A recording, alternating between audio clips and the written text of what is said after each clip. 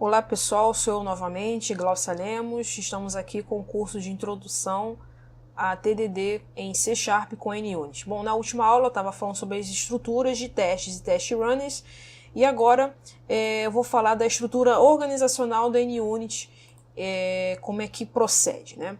Então a estrutura organização de testes do NUnit funciona da seguinte maneira. Como vocês podem ver, a estrutura é muito parecida com o que nós vimos no slide anterior. Só que agora nós vamos ver com um olhar mais voltado para o framework do NUnit. Então a primeira coisa que vamos ver aqui é como organizamos nossos suítes de teste dentro do NUnit. Então, em primeiro lugar, como é que procede? A gente, claro, vai abrir, vai usar o Visual Studio, a gente vai criar um novo projeto de teste, né? Que no caso aqui um projeto de teste, e justamente ele vai testar o nosso código de produção. Então, portanto, neste projeto de teste, a gente vai adicionar referências ao projeto de código de produção. Então, em termos gerais, geralmente não é uma boa ideia misturar uma referência ao nosso projeto de código de produção junto com um projeto de teste. Vocês vão ver isso numa demo.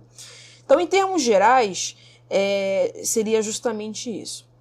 Então, agora temos o nosso projeto de produção, né? Como nós podemos ver aqui, por exemplo, né?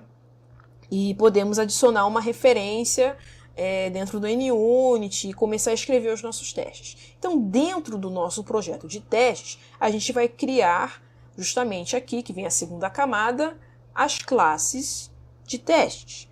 Então, essas classes, elas são apenas classes públicas, regulares, as quais aplicaremos ali os atributos do NUnit, os atributos mais específicos do NUnit. E assim, esses atributos vão analisar um determinado momento, ou ali um determinado método, por assim dizer, ou classe.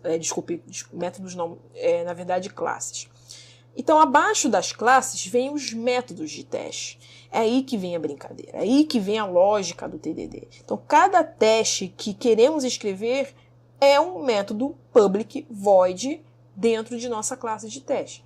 E com isso a gente vai usar os métodos de testes justamente usando, claro, o NUnit para indicar justamente para os testes runners que eles devem ser executados, se eles vão ser passados ou falhados. Tá? Bom, vamos para o próximo slide. Aqui vem um exemplo, por exemplo, para a gente entender mais ou menos a hierarquia básica do nosso conjunto de testes dentro do NUnit. Então vamos olhar para dois atributos do NUnit importantes que nos permitem marcar nossas classes de testes e métodos de teste. São eles aqui, que no caso é justamente o TextFixture e o text. Vocês podem notar aqui que nós adicionamos aqui dentro da classe calculadora testes a nomenclatura do NUnit chamado TextFixture. Fixture, não sei, desculpe falar o nome, fix de consertator, bom, enfim, em inglês, TextFixture. Então, o que ele vai fazer, né? A gente está indicando para esta classe, aliás, para o TextRunner, olha, TextRunner, nós precisamos testar essa classe aqui. Tá, mas entrei nele, agora qual é o próximo passo? O TextRunner vai perguntar para você, eu quero que você teste para mim agora este método. No caso, a gente coloca aqui a nomenclatura teste. Então, a gente vai sempre trabalhar com as nomenclaturas do NUnit para justamente indicar qual classe e quais métodos nós devemos testar. Aqui nesse exemplo aqui, temos uma classe de teste bem simples, uma calculadora, né?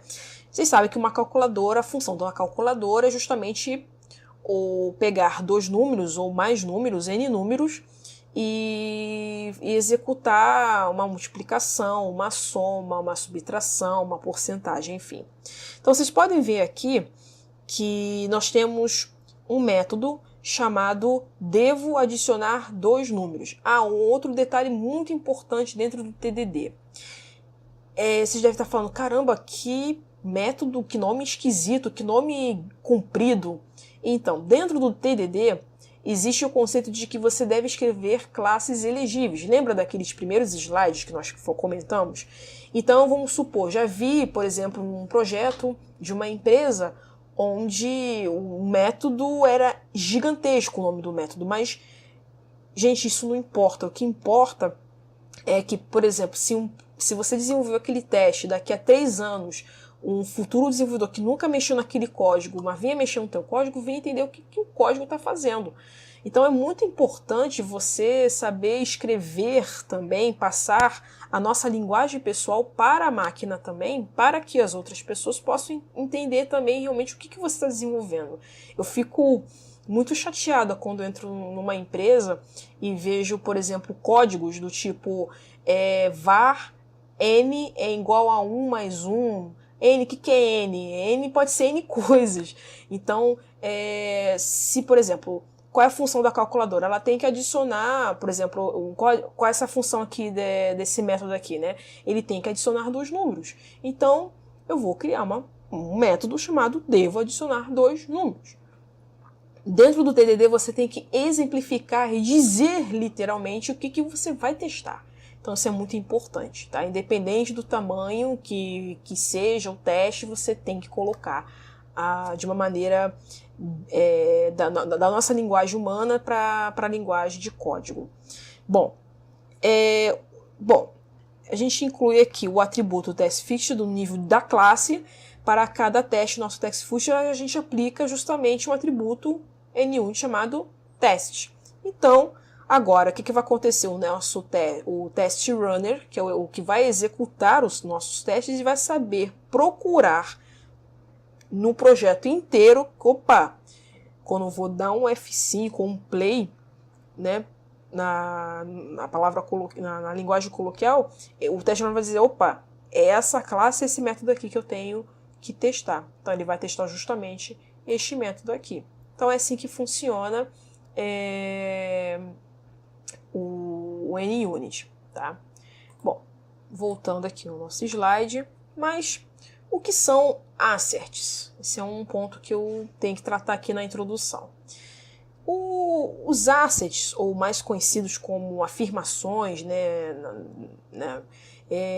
podemos marcar classes como testFeatures, podemos marcar métodos individuais como testes, mas os assets, eles são responsáveis em dizer para os test runners se um determinado teste passou ou falhou, né?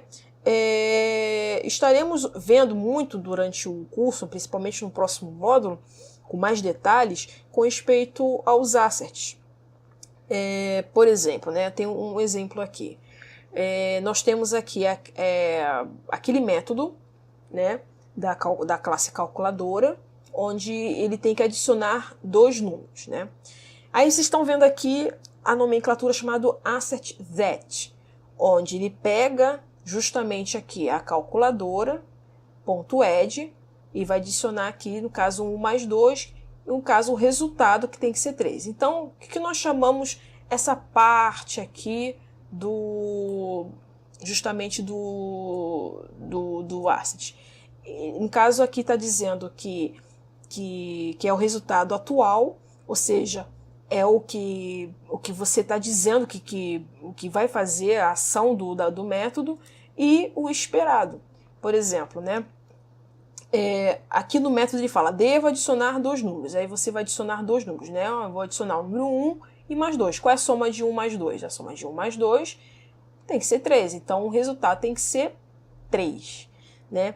Então, dentro, né, suponhamos que a gente está testando, né, aqui. Né? Então, estamos afirmando que quando adicionamos os valores 1 e 2, o valor esperado é igual a 3. Então, assim, a primeira parte deste asset é o resultado real da ação do nosso código de produção. Então, é isso que vai acontecer. Já o segundo parâmetro para este asset z, né, que é no caso o método, né, ele é o nosso valor esperado. Por isso é assim que esperamos que o nosso código de produção, assim que o nosso código de produção vai se comportar quando a gente desenvolve um código em testes de unidade. Então, o NUnit, o test runner, vai identificar isto aqui e vai dar lá no framework que esse teste aqui passou, foi bem sucedido, né? Vou mostrar aqui a versão antiga, não, desculpa, tá aqui embaixo. A versão antiga do NUnit Assets era da seguinte maneira, asset ponto r equal 3, ou seja, a afirmação tem que ser igual a 3. Calculadora adiciona 1 mais 2. Então é basicamente isso, né? Mas vamos tratar aqui de um outro assunto, mas eu vou deixar também para o próximo vídeo também, porque já estamos já no limite dos 10 minutos. Então até o próximo vídeo, pessoal. Tchau, tchau.